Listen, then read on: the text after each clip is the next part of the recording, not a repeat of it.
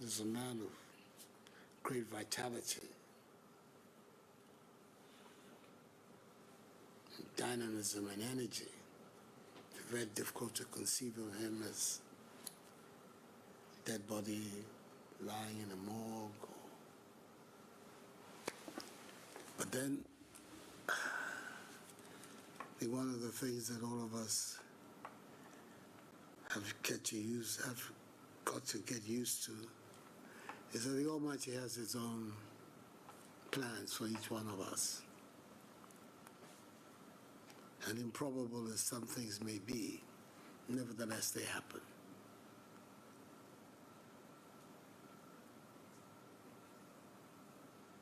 It's a moment for reflection and for continuing to believe in His purpose, that He has a purpose for each one of us.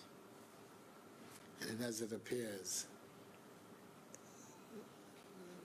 former president's work here on earth has come to an end.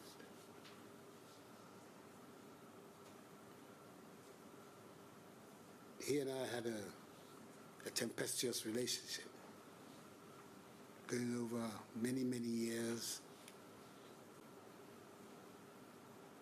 But I believe that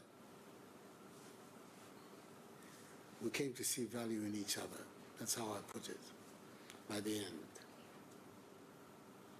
I'm extremely disturbed and saddened by his passage.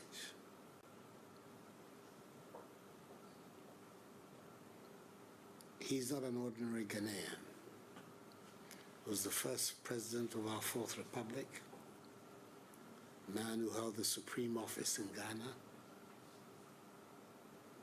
and therefore his passage has to be a matter for the Ghanaian nation. I know the feeling of family on such an occasion, but I think that you would understand if I say that on the death of such a man, precedence has to be given to the state of Ghana. So the Chief of Staff, their office, will be in touch with Colonel Abutri and the family, and Akufo-Addo Agyemang Rawlings, for us to agree on how we proceed.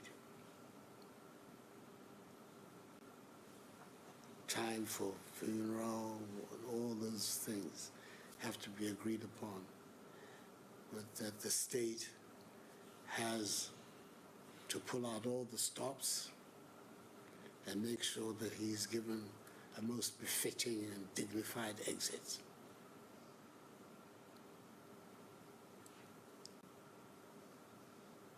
I'm determined to do that.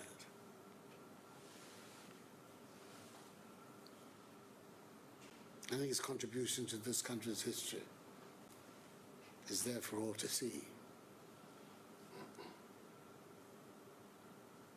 And at the end, if he's had to leave, I think a grateful nation should show its appreciation of him in the manner in which it organizes his send-off.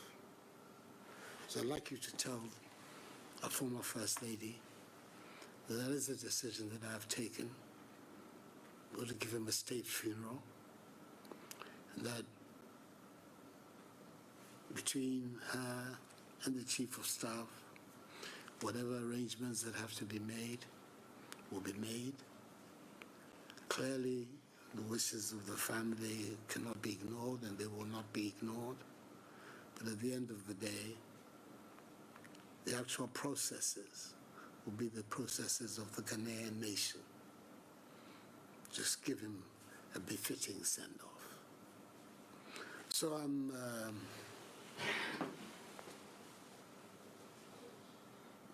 appreciate very much your coming to inform me fully and formally of this development.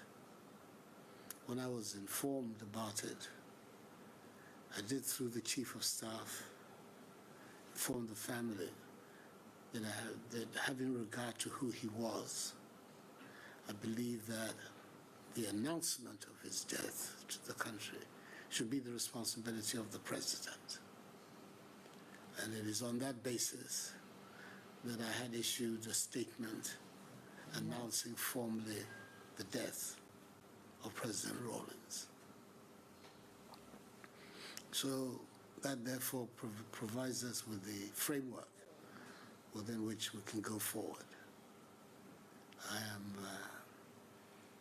I know the Colonel very well from a long time ago. I know his attachment to his nephew and the beautiful children, how they must be truly shattered by what has happened today. I extend my deepest condolence to you, to your sisters, and to your brother. It's not going to be an easy time for you these days ahead of us. But I'm sure that some of the strength in him is in you as well. So you'll find a way of being able to accommodate the development. I want to thank you once again for coming to give us this news in a formal manner. We're Ghanaians and we know how these things are done. But as I say, on the part of the state, no effort will be spared to make sure that the president is sent off like a president, a man who has held the highest office. For many people, the founder of the Fourth Republic, and we should honor him as such.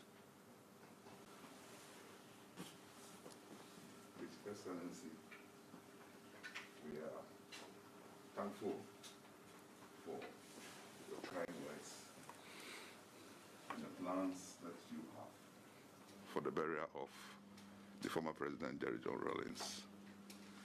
Our hearts are very heavy at this time, and we just want to say thank you for all the promises, and we hope we'll give our brother fitting burial. Thank you.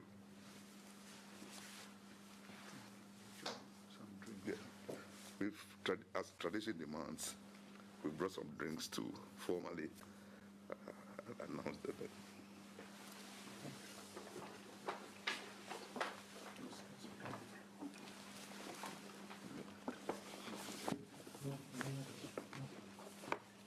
So let's take one as a